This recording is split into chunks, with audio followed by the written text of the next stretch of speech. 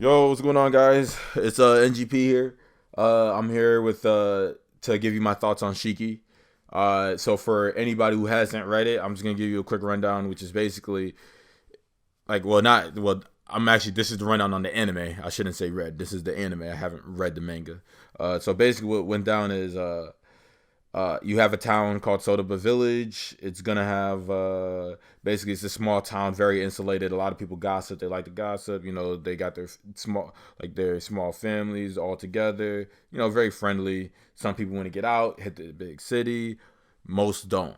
Uh, and then you have this new group of people who come in. Essentially, they're like vampires somehow, and so they kind of come in, and their ultimate aim is to turn the village into what they are essentially, so they can have a town of Ukagiri. I think is what it was called. I believe Ukagari. So basically, they want a town of that, of the undead, of the not the undead, of the dead, of the living dead. So and that's basically where the crux of the conflict comes. It's really of the mystery type. You know, it's supposed to be a surprise. Eventually, you kind of it becomes a little obvious, and then eventually it just kind of becomes hopeless, and then you know things of that nature.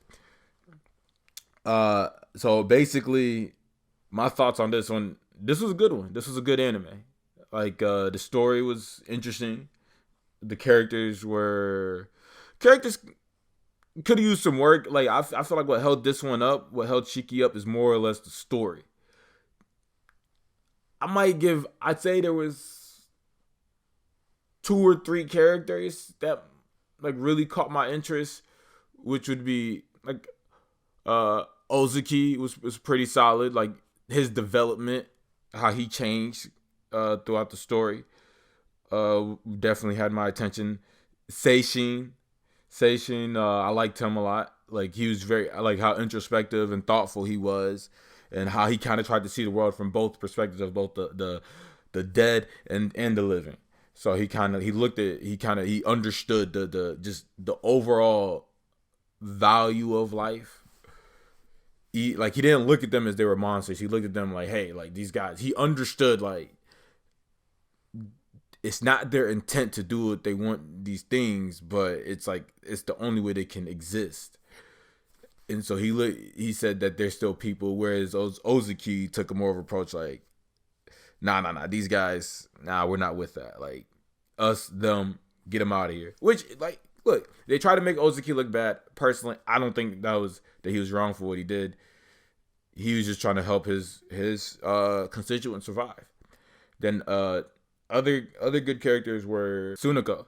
Sunako, I liked her a lot. Like she was really good, very interesting, very like I don't want to say she was. I was like I want to say she was dynamic. I think some people might disagree with me on that, but like with her character, I always wondered what was going on in her head, like how she felt about this. Like, and then at first, like when she first came in, I just hated her. Like I was like, this bitch is like she's out here turning all these people into devils. Like they're all turning into vampires. She's ruining this town. Then like through her conversations with Seishin and how like the relationship that they built, like that was definitely really cool and was one of the biggest highlights of the whole show. Like that's probably my favorite part of the show. Like if I were to ever rewatch the show and I'm like I don't have time, I'd rewatch every single one of their conversations and then the ending of the whole thing as you kind of see how they're relating to each other. So that was definitely cool. Like and then just how she would talk about just her philosophy even behind death, where Seishin goes, "Oh, it's especially sad when a young person dies," and she's like, "Well, you know, it's death is just sad. Period. Like there's I mean, obviously, it's sadder when when someone has a short life and then they die. But and from her point of view, it's like she's looking at it from a perspective where her life is forever, and so it's like just death is just death. Like there is no time frame on it. And then that all the things that we value that makes death even worse. Like if you're a rich man who dies or a poor man who dies, it's clearly worse to die if you're rich. She's saying those things only have value while you're alive. The fact that you're dead is just dead. Like it's equal in every way, shape, and form. So I mean she was definitely really cool. I liked her a lot. Definitely a nice character. The character that you end up really hating in this show is like Shizume, like Megumi. Oh my god, like that chick, annoying, condescending, no appreciation for nothing. Like she's just, and then like she's turning all you like the characters like like, she just got annoying. Like she was just selfish. I hated her. And that Masao, he was annoying. Hated that guy. Just story could have been better without them. Okay, I won't say that about Shizumi. I think she was pretty, critical to the story. I mean, I hated her, but I'm not gonna go that far.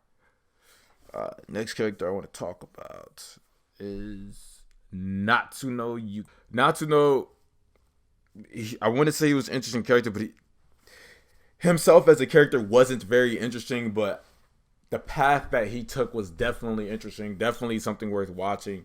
Like, if I had to describe Natsuno, the perfect comparison to him would be Sasuke.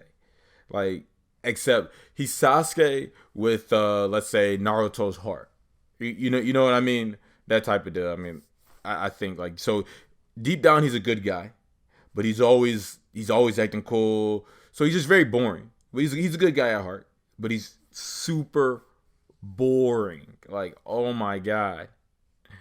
Actually, technically, even at the end, I think his perfect comparison is Sasuke totally and completely. If you actually, with the things that he did at the end, when the way like, because by the okay, so here let me start. So basically, not to know, he starts out like he hates. You can kind of tell he's very distant from the town. He keeps his space. He's a big city kid. He came in there.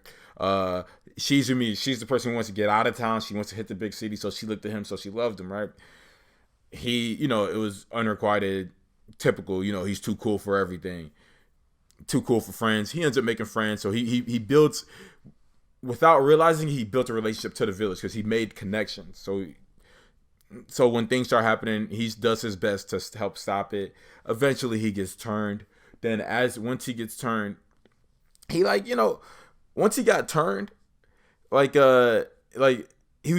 could have and then one of the guys said it. He's like, "Hey man, you really care because you could have left. He could have told his family and they would have left, but instead of doing that, he stayed so that he could help the villagers beat it. And even after he got turned, he didn't side with the other guys. Like, he became what's called a Jiro, so it's some type of vampire that can like stay out in the sunlight. The others couldn't, and they were a bit stronger.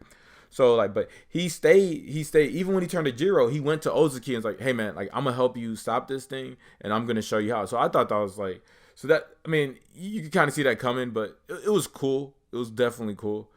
Natsuno was a solid character. But what really aligns him to Sasuke is his end game solution. Like, he wanted, from what I could tell from the anime, it seemed as if by the end, not only was he trying to destroy all the vampires, he was trying to destroy all the people in the village who was there too. Like, every single one. So he wasn't on anybody's side. But yeah, Natsuno, he was an interesting character. And then I draw, like, it seems like in the show, like, he was trying to save the humans.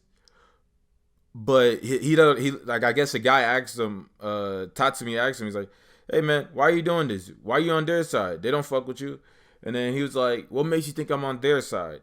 And then I guess that was the moment where you realize, I think he maybe was trying to, like, kill everybody. So who knows? I'm not even sure about that one, but that's what I take it for. But like I said, the path he followed was interesting, but himself as a character. But overall, the show is worth watching. It was a good show. I wouldn't say it was great. Like, I had the potential. Like, starting out is great. Like, starting out, I got Steins Gate vibes. Like, I was like watching. I'm like, man, this feels like Steins Gate all over again. Like, you don't know what's gonna happen. Everything's.